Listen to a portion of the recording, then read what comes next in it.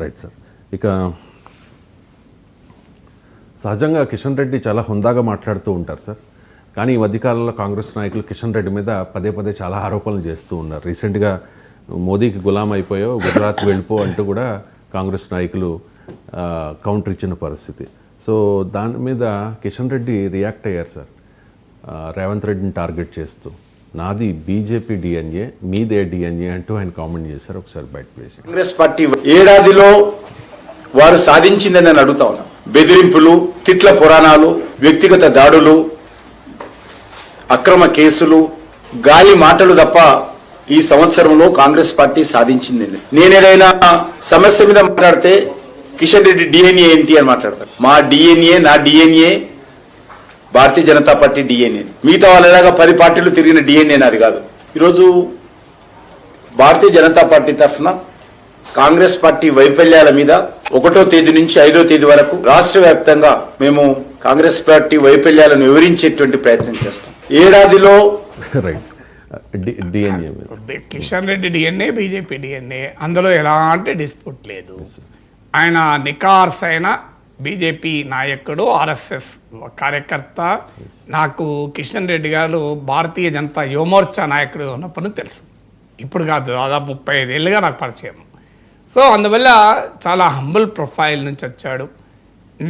ఏదో డబ్బు సంచీలు పట్టుకొని, సూట్ కేసులు పట్టుకుని నాయకుడు కాలే. సో నేను అందుకే కిషన్ రెడ్డి కేంద్ర మంత్రి అయినప్పుడు కృషి ఉంటే కిషన్ రెడ్డి అవుతాడు అని తెలుగు సినిమా, ఎన్టీ రామారావు సినిమా, కృషి ఉంటే మనుషులు ఋషులు అవుతారు, మహాపురుషులే అవుతారు అని వేటూరిది చాలా మంచి పాట ఉంది. దాని నుంచి ఒక పల్లవిలో ఉన్న ఒక పాట తీసుకుని కృషి ఉంటే కిషన్ రెడ్డి అవుతారని మాట్లాడారు. కొన్ని లక్షల మంది చూశారు. అందువల్ల డెఫినెట్గా Kishan Reddy is a proud son of Bharatiya Janata party, is a proud disciple of RSS. దాంట్లో ఎవరికీ డౌట్ లేదు. అది భారతీయ జనతా పార్టీ కనుకనే కిషన్ రెడ్డి లాంటి సామాన్యుడు కూడా నిబద్ధతగా పార్టీ జెండా పట్టుకొని నిలబడ్డాడు కనుక ఆయన ఈ స్థాయికి, కేంద్ర మంత్రి స్థాయికి వచ్చాడు. రాజకీయాల్లో దాన్ని మనం ఆహ్వానించదగిన అంశం. ఎందుకంటే ఎవరో కనెక్షన్లతోనో డబ్బుతోనో లీడర్లు అవుతున్న సమయంలో కేవలం పార్టీ పట్ల నిబద్ధతతో దశాబ్దాల కృషి వల్ల కిషన్ రెడ్డి, బండి సంజయ్ లాంటి వాళ్ళు కేంద్ర మంత్రులు అయ్యారు. మనం చాలా సంతోషపడాలి రాజకీయాలు ఈ ధోరణి ఉన్నందుకు. సో అందువల్ల అందరూ డిస్ప్యూట్ లేదు. ఇక ఆయన రేవంత్ రెడ్డి పైన చేసిన విమర్శ అందరికీ తెలుసు. రేవంత్ రెడ్డి తెలుగుదేశం పార్టీ నుంచి కాంగ్రెస్ 10 పార్టీలు మారినట్టు నాకు గుర్తులేదు. అఫ్కోర్స్ అంతకుముందు కొంతకాలం టీఆర్ఎస్లో కూడా ఉన్నారంటారు. సో నాకు ఆయన పరిచయం అయినప్పటికీ ఇండిపెండెంట్గా ఎమ్మెల్సీగా వచ్చాడు. So Revanth Reddy okay, TRS కూడా కలుపుకుంటే TRS, Congress, TRS, TDP, Congress. కానీ మరి కిషన్ రెడ్డి మాట అన్నప్పుడు అది సొంత పార్టీలో కూడా చాలామంది తాకుతుంది కదా. ఈటలందరూ తాకదా? ఈటలందరూ బీజేపీ ఆర్ఎస్ఎస్లో పెరిగాడా? అండ్ నాకు తెలిసినంతవరకు ఆయన సైఫాబాద్ సైన్స్ కాలేజ్ జనరల్ సెక్రటరీగా, ప్రగతిశీల ప్రజాస్వామ్య విద్యార్థి సంఘం, ప్రోగ్రెసివ్ డెమోక్రటిక్ స్టూడెంట్స్ యూనియన్, లాల్ సలాం కామ్రేడ్ జంపాలకు లాల్ సలాం అంటూ పీడిఎస్యు నాయకుడిగా ఈ హైదరాబాద్ నగరంలో ఆయన చాలా ప్రముఖ పీడిఎస్సీ లీడర్గా నాకు తెలుసు. అంటే సిపిఐఎంఎల్, భారత communist party, Marxist Leninist. So ఆ రాజకీయ నేపథ్యం నుంచి వచ్చాడు ఈటల రాజేందర్. సో ఆ పీడిఎస్యు రాజకీయ నేపథ్యం నుంచి వచ్చి విప్లవాల యుగం ఇది, విప్లవిస్త జయం మనది అంటూ నినాదాలు ఇచ్చాడు. సో అలా ఎత్తుకుంటాము ఎర్ర పిడికిలి అంటూ నినాదాలు ఇచ్చిన ఈటల రాజేందర్ తర్వాత కాలంలో టీఆర్ఎస్ నాయకుడయ్యాడు. తర్వాత కాలంలో ఇప్పుడు కాంగ్రెస్ బీజేపీ నాయకుడయ్యాడు. మరి ఆయనకు కూడా తాకుతుందా లేదా? అయినే కాదు, అనేక రాజకీయాల్లో ఉన్నవాళ్ళు ఈటల రాజేందర్ మనం తప్పు పట్టలేం. ఇప్పుడు ఎస్ఎఫ్ఐలో నాయకుడిగా ఉన్న పల్లా రాజేశ్వర్ రెడ్డి, టాటా మధు ఇవాళ టీఆర్ఎస్ లెజిస్లేటర్స్గా ఉన్నారు. రాజకీయాల్లో ఇది ఒక సహజ ధోరణి. ఇందులో రేవంత్ రెడ్డిని ప్రత్యేకంగా టార్గెట్ చేయాల్సిన అవసరం లేదు, ఈటల రాజేందర్ని కూడా ప్రత్యేక టార్గెట్ చేయాల్సిందే. కొండా విశ్వేశ్వరరెడ్డి ఎన్ని పార్టీలు మారాడు? ఆయన టీఆర్ఎస్ ఎంపీగా ఉండే, నాకు గుర్తున్నంత వరకు కాంగ్రెస్ ఎంపీగా ఉండే, ఇప్పుడు BJP MP. Raghunandan Rao TRS నాయకుడిగా ఉండే, కాంగ్రెస్ నాయకుడిగా ఉండే, ఇప్పుడు బీజేపీ ఎంపీ. డికే అరుణ కాంగ్రెస్ నాయకురాలుగా ఉండే, ఇప్పుడు బీజేపీ అఖిల భారత వైస్ ప్రెసిడెంట్. ఇంకా చాలా పెద్ద లిస్ట్ చెప్పచ్చు ఇట్లా. అందువల్ల కిషన్ రెడ్డి మాట అంటున్నప్పుడు ఒక్క రేవంత్ రెడ్డికే తాకదది. మనం అంటే రాజకీయాల్లో వ్యక్తులతో సంబంధం లేకుండా ఈ ధోరణి రాజకీయాల్లో ఉన్నమాట నిజం.